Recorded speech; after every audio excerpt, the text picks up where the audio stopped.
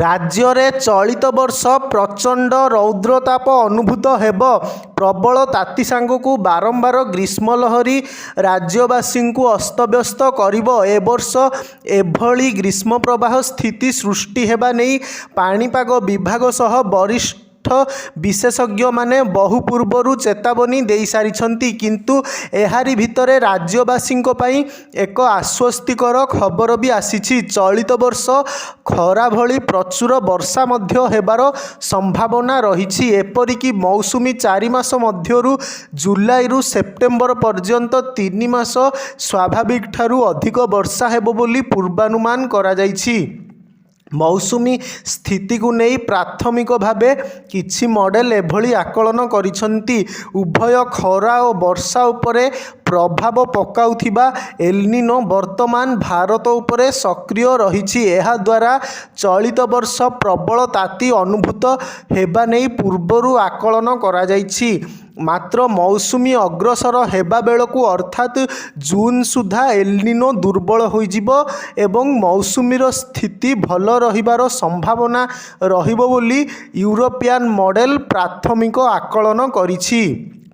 ଦେଶରେ ଜୁଲାଇରୁ ସେପ୍ଟେମ୍ବରରେ ମଧ୍ୟ ବର୍ଷାର ପରିମାଣ ସ୍ୱାଭାବିକ ତୁଳନାରେ ଅଧିକ ରହିବା ନେଇ କୁହାଯାଇଛି। ସାଧାରଣତଃ ଏଲ୍‌ନିନୋ ସକ୍ରିୟ ରହିଲେ ବର୍ଷାର ପରିମାଣ କମ୍ ରହିଥାଏ। ଗତ ବର୍ଷଠାରୁ ଆରମ୍ଭ ହୋଇଥିବା ଏଲ୍‌ନିନୋ ଯୋଗୁଁ ଗତ ବର୍ଷ ଦେଶରେ ମୌସୁମୀ ବର୍ଷାରେ ପ୍ରଭାବ ପଡ଼ିଥିଲା।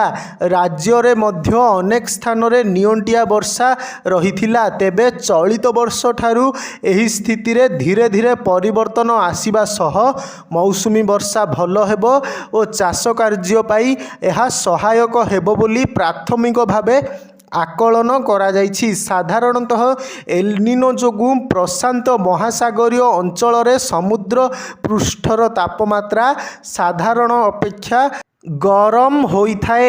ଏହି ପରିବର୍ତ୍ତନ ଦ୍ୱାରା ପାଣିପାଗ ଚକ୍ରରେ ପ୍ରଭାବ ପଡ଼ିଥାଏ। ଏଲ୍‌ନିନୋ ସ୍ଥିତି ସୃଷ୍ଟି ହେଲେ ବାୟୁମଣ୍ଡଳର ଉପରି ଭାଗରେ ଥିବା ଶୁଷ୍କ ବାୟୁ ତଳମୁହାଁ ହୋଇଥାଏ। ଏହା ମେଘ ସୃଷ୍ଟିକାରୀ ବାଦଲକୁ ଧ୍ୱଂସ କରିଦିଏ।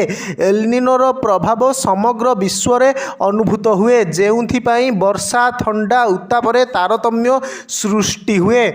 ଗତ 70 ବର୍ଷ ମଧ୍ୟରେ ପାଣିପାଗ ଉପରେ ଏଲ୍‌ନିନୋ ପ୍ରଭାବ 15 ଥର ଘଟିଛି, ଯେଉଁଥିରୁ ଭାରତରେ ମାତ୍ର 6 ଥର ସାଧାରଣ ବୃଷ୍ଟିପାତ ହୋଇଛି।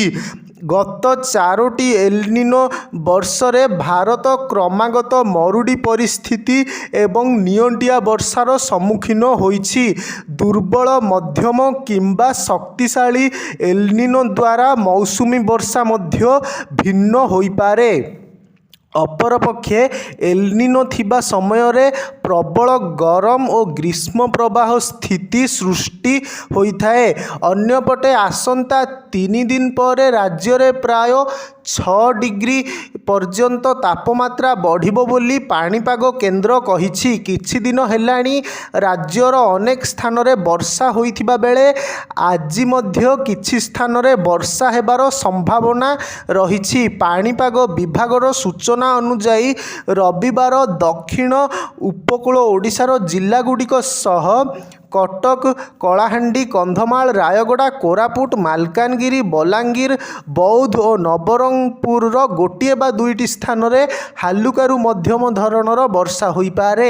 ଶୁକ୍ରବାର ରାଜ୍ୟର 3ଟି ସ୍ଥାନରେ ତାପମାତ୍ରା 36 ଡିଗ୍ରୀ କିମ୍ବା ଏହାଠାରୁ ଅଧିକ ରେକର୍ଡ କରାଯାଇଛି।